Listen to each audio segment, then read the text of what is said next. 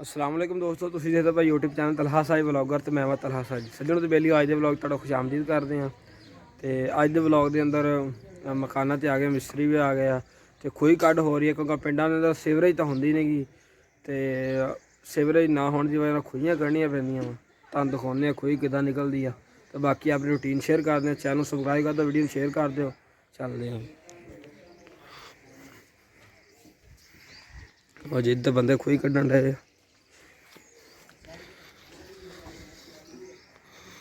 अजे तीन बंदे होंगे आ खूही कड्ढन लई, ठीक है। एक आ बंदा रस्सा फड़ के बैठा तो एक बंदा विच आ जी, वो बैठा जी।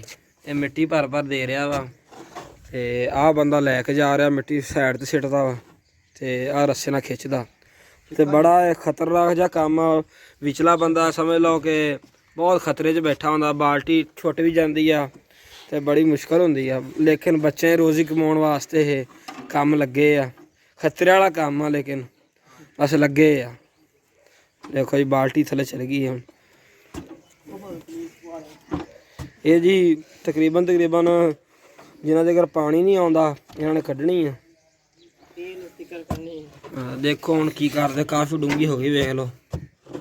ये बड़ा खतरे वाला काम आ, बंदे नूं बड़ा औखा हो के बहना पैंदा विच। सिर्फ सीवरेज का निज़ाम है नहीं पिंडां च, इस वजह खूही कड्ढनी पैंदी। आ गए आ मिस्त्री भी आए फिरदे, वेखो लट सारे ते हुण पत्थर की तैयारी करन लगे आ। कमरे पत्थर तकरीबन लग गए, कमरा रह गया वा। अज बरामदे पत्थर शुरू करना निकल गई है, तकरीबन 13-14 फुट निकल गई है। मिस्त्रियां ने चाह पी रही थी, खूही वाले बंदे हुण आए आ क्योंकि विच बड़े सीगे। वेखो बंदे का की हालात होए खूही विच वड़ के, गर्मी बहुत आ तो एड्डी वड्डी बोतल लिया दी रज के चाह पीण। बोतल शोतल इन्होंने पिलाई दी नहीं क्योंकि फिर ठंडे हो जाते तो काम नहीं करते। मिट्टी लाई जाती आ क्योंकि पिंडां च मकान कच्चे भी होंगे आ ते खूही जो चीकनी मिट्टी निकलण लग पई तो बंदे नूं चीकनी मिट्टी चाहिए सीगी ते रेहड़ी लैके आ गया वा। हुण रेहड़ी ते मिट्टी लै दोस्तों अज बंदे काम ते वाहवा लगे आ, मिस्त्री भी आ, खूही वाले भी आ, प्लंबर भी आ ते अज रोटियां काफ़ी आ तो उन्होंने रोटी भी देनी आ ते रोटियां तंदूर तलवाउण चले आ। आटा लै लिया वा, छापर च बन लिया ते चलदे आ। फिर रोटी लगनी देती है तंदूर ते तकरीबन अद्धे घंटे का टाइम मिलिया आपां नूं, अद्धे घंटे बाद रोटी लिजावांगे। चली आ ते हुण इट्टां खूही वास्ते लैके चले आ तो इट्टां भरन लगे आ ते गर्मी बहुत ज़्यादा वा। वेखो जी इट्टां सुट्टण डए आ।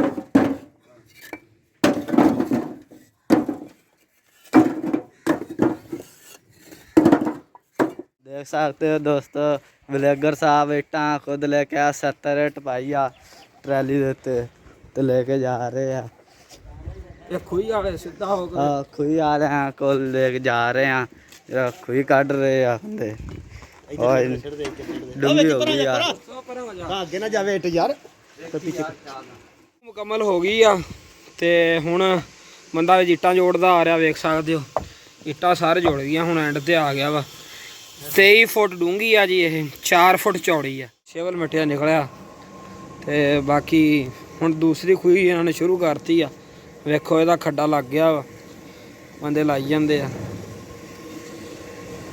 ठीक हुण 10 फुट करनगे, बाकी सुबह कड्ढन क्योंकि थक दोस्तों साढ़ा चौंक आ ते हुण मिस्त्रियों को बर्तन लैके वापसी चले आ ते चल के नहाने आ, कपड़े बदलते हैं ते बदल के फिर वापसी आने इन्हों को उनका टाइम आ। बकरियां बुकरियां वापसी आ रही वा।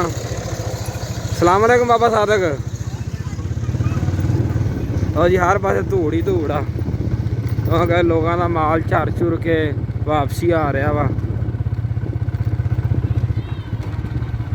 सलाम अलैकुम। हाँ दोस्ता की हाल ही, छलियां चल रही फिर मुक गई जी। आ साडे पिंड दा जी इत्थे पॉइंट आ, इत्थे छलियां भुनियां ते गोल गप्पे वगैरह लगदे आ।